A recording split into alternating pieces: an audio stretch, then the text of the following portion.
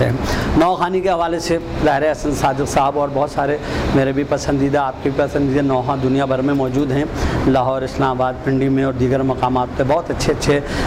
یعنی بندش نگار نوخاں شعراء کرام موجود ہیں، لیکن عوامی مقبولیت کے اعتبار سے جو دنیا بھر میں سب سے زیادہ جن کے نوحے سنے اور پڑھے جاتے ہیں وہ ریحان اعظمی صاحب ہوں یا ندیم سرور صاحب ہوں، ان کا تعلق بھی کراچی سے ہے۔ منقبت خوانی دنیا بھر میں ہوتی ہے، لیکن میں کہتا ہوں وہ سکہ رائج الوقت، لیکن ہر عہد کا نمائندہ، اور یہ سب اتفاق سے میرے سب سے قریبی ممراسم میں ایک الگ مسئلہ ہے کہ ہم نے ایک ہی ماحول میں ایک ہی ساتھ جو ہے وہ پرورش پائی ہے، اور تھوڑے سے جونیئر سینئر ضرور ہیں، لیکن بہرحال ہم سب تو سمجھ لیں کہ وہ منقبت خواہ میر حسن کا تعلق بھی کراچی سے ہے، تو عزاداری، منقبت اور اس سے متعلق سب کا مرکز کراچی ہے جہاں آپ ہم موجود ہیں۔ ہم نے صاحب یہاں سارے اردو داں طبقے میں دنیا بھر میں آپ یہ سمجھ لیں کہ یعنی یہ ہوتی ہے عزاداری، سوسخانی، اور یہاں کراچی میں سارا سال جو مجالس ہوتی ہیں، جمعرات، جمعہ، ہفتہ، اتوار اور کچھ مخصوصیاں اور ایام جو شہادت ہیں، ایام ازاں ہیں، ان کے علاوہ سوئم چیلم برسی مجلس ہمارے یہاں سارا سال ہوتی ہیں مجلسیں، اور سوسخانی کے بغیر کراچی میں اردو داں طبقات میں جو ہے وہ مجلس ادھوری سمجھی جاتی ہے۔ اور میں ایک بات کہتا ہوں کہ یوم حسین میں اب فرشی نشست بھی ہوتی ہے، حلیم اور شیرمال تبرک میں بھی ہوتا ہے، وہاں مولانا صاحب بھی ہوتے ہیں، شعراء اہل بیت بھی ہوتے ہیں، نوخاں بھی ہوتے ہیں، سلام خاں بھی ہوتے ہیں، خطیب بھی ہوتا ہے، سب کچھ ہوتا ہے۔ وہاں صرف سوسخان نہیں ہوتی، سوسخان نہیں ہوتا، اسی لیے اسے یوم حسین کہتے ہیں۔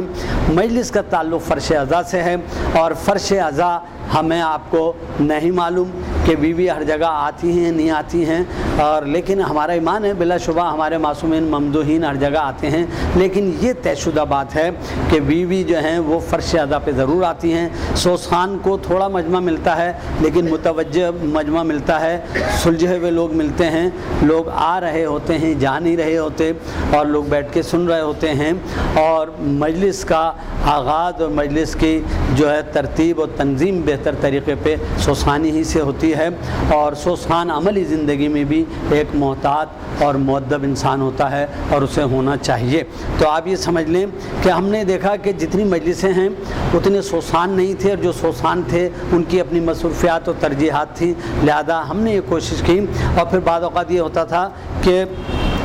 مجلس شہادت کی امام موسیٰ کاظم علیہ السلام کی، اور معلومہ مرثیہ نہیں ہے تو وہ مرثیہ شام و کوفہ کربلا کا پڑھ رہے ہیں، اور امام کی جو ہے وہ ولادت علی نقی علیہ السلام کی کلام نہیں ہے تو پنجتن کی شان میں کلام پڑھ رہے ہیں اور کہہ رہے ہیں کلونا محمد، تو یہ کمی تھی۔ میں نے یہ کیا کہ 1000 سال کا جو انتخاب تھا، اور بالخصوص 300 سال کا جو اچھا شاعری کا انتخاب تھا، موضوعاتی، پہلی محرم سے 30 ذی الحجہ تک جس مذہبی کلام کی ضرورت پڑتی ہے، حمد و نعت، منقبت، سوز سلام، قطع رباعی، مرثیہ، بین اور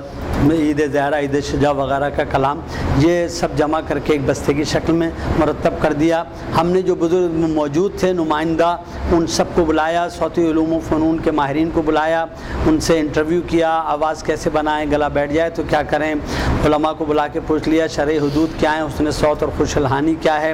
اس کی شرعی تعین کر لیا اس کے حدود کا۔ تو میں نے یہ کیا کہ بہت سارے بزرگوں کو اور ماہرین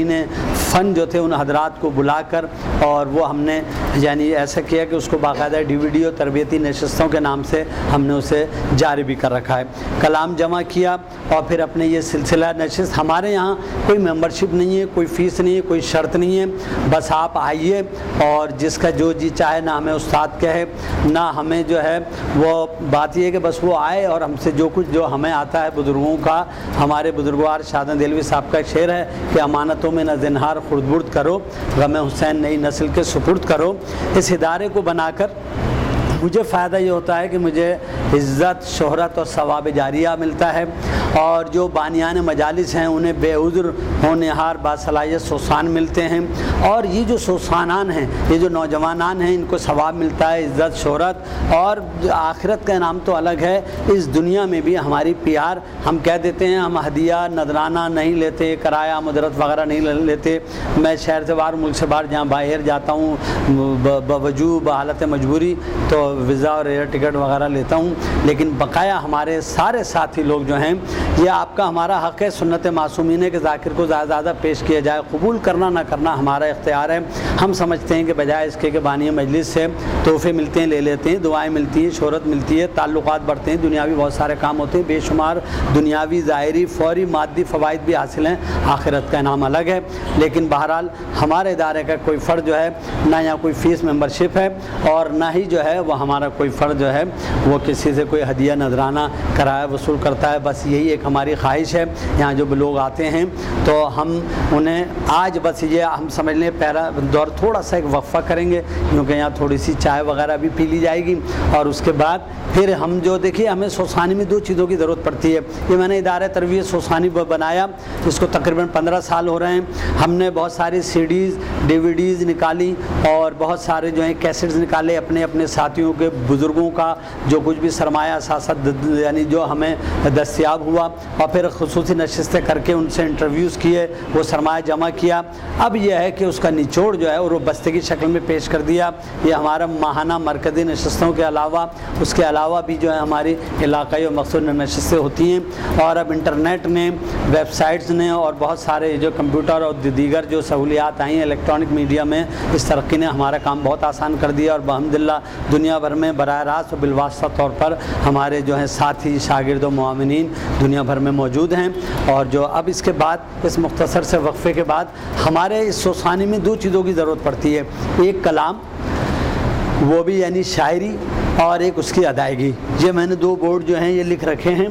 تو اس کو کہیں نہیں سکھایا جاتا، نہ اس کو نہ اس کو۔ اس کو 2 حصوں میں ہم مختصراً کریں گے۔ تو ایک میں آپ کو چند بنیادی رموز شاعری جو ہیں اس کے اوپر گفتگو کر لیں گے، اور دوسرے حصے میں جو ادائیگی سے متعلق جو رموز ہیں اس پہ گفتگو کر لیں گے۔ میں بہت شکر گزار ہوں کہ گفتگو کے ہمارے اس نشست کے پہلے سیشن میں آپ نے حصہ لیا۔ اس تمام تر شہر کی جو ہے وہ نامساعد صورتحال اور یعنی طوفانی بارش کے باوجود آپ حضرات تشریف فرما ہیں، میں آپ سب کا بے شکر گزار ہوں۔ مختصر سے چائے کے وقفے کے بعد پھر ہم آپ یہ بقایا 2 سیشن بھی ایک ہی نشست میں انشاءاللہ کر لیں گے۔ نعرہ صلوات۔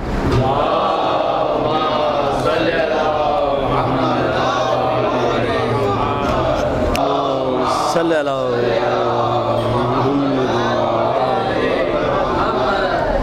بسم اللہ الرحمن الرحیم۔ تو جناب ہم پھر اپنے اس مختصر سے وقفہ، یوں کہ بات یہ ہے کہ حضرت کا پیغام بھی یعنی پیغام اسلام بھی جو در حقیقت حضرت آدم سے شروع تھا،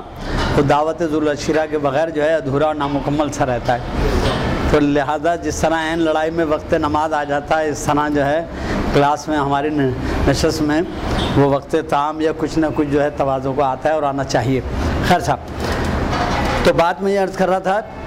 کہ یہ جو ہمارا ادارہ ہے، ہم بظاہر جو کلاس یہاں لیتے ہیں تو وہ سوسانی کا نام ہوتا ہے اس کا، اور یہ ہمارے مکتب کا ایک یہ امتیاز بھی ہے کہ نام مجلس حسین ہوتا ہے، لیکن ہماری مجلسوں میں قرآن خوانی بھی ہوتی ہے اور حدیث قصہ بھی، علم و ادب سے متعلق کلام بھی ہوتا ہے، اور جو ہمارے مقرر علماء کرام بیان فرماتے ہیں تو سبھی جو ہے وہ یعنی اپنا خطبہ جو شروع کرتے ہیں، اور اس کے بعد قرآن مجید کی آیات، احادیث، تفسیر، تشریح، علم و ادب، تاریخ، قصص القرآن، قصص الانبیاء۔ نام مجلس حسین کا ہے، لیکن مجلس حسین کے سطح میں آپ کو ہمیں علم و ادب، تاریخ، مذہب، حالات حاضرہ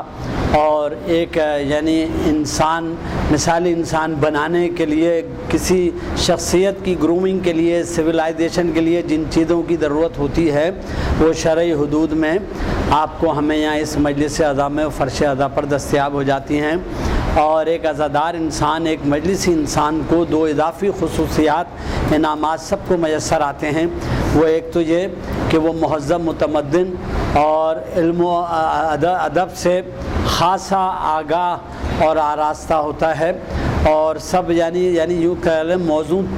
تباہ ہوتے ہیں۔ اگر کوئی بھی عزادار انسان ہے تو اس کی طبیعت میں موزونی ہوتی ہے، اس کے جو ہے اسے لطیف اور جمالیاتی ذوق اس کا جو ہے وہ خاصا اسٹیبلشڈ ہوتا ہے، ڈیولپڈ ہوتا ہے، اور دوسرے وہ خوشگلو بھی ہوتا ہے جو عزادار ہوتا ہے۔ یہ ہر عزادار کو یہ آپ جو غیر ادادار طبقات ہیں ان کے بڑوں میں بھی آپ کو ایسا مل جائے گا کہ معلومہ بے بحر بے وزن شعر پڑھ رہے ہیں، یا ان میں جمالیاتی ذوق کی یا حس لطیف کی. اور یہ بھی عجیب حسن اتفاق ہے کہ اہل بیت سے،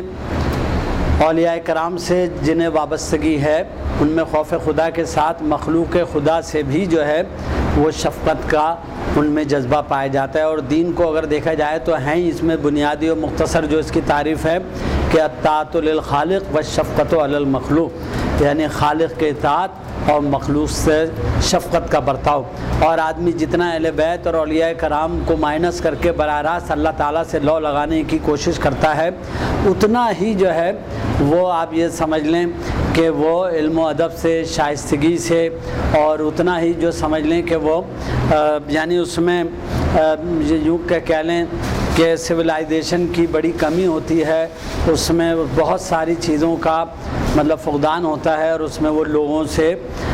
اس کے برتاؤ میں، اخلاقیات میں، اس کے یعنی جنرل بیہیویئر اور کنڈکٹ میں کمی ہوتی ہے، خامی ہوتی ہے. اتنا ہی وہ شقی القلب اور سخت دل ہو جاتا ہے. حالانکہ وہ جتنا اللہ سے لو لگا رہا ہے، جتنا اس سے قریب جا رہا ہے، اس میں اتنی ہی عاجزی، انکساری اور شفقت و تواضع پیدا ہونا چاہیے. لیکن ایسا ہوتا نہیں ہے. اگر اہل بیت اور ان سے وابستہ شخصیات، جن میں اولیاء کرام بھی کہہ لیں اور دوسرے علماء اور حضرات بھی کہہ لیں، ان کو اگر مائنس کر لیا جائے تو یعنی جبکہ اللہ تعالیٰ کا فرمان وہی ہے کہ بندوں سے حسن سلوک کو خدا ترسی کہا گیا. اور جو علامہ اقبال نے فرمایا کہ خدا کے بندے تو ہیں ہزاروں، بنوں میں پھرتے ہیں مارے مارے، میں اس کا بندہ بنوں گا جس کو خدا کے بندوں سے پیار ہوگا. تو بات یہ ہماری جو مجلس ہے، نام مجلس حسین کا ہوتا ہے، لیکن ہمارے یہاں قصص الانبیاء، قصص القرآن، چنانچہ ایک مجلسی آدمی کو جتنی معلومات ہوتی ہیں، جتنی اس کو یعنی تہذیب اور شائستگی ہوتی ہے، جتنا خوش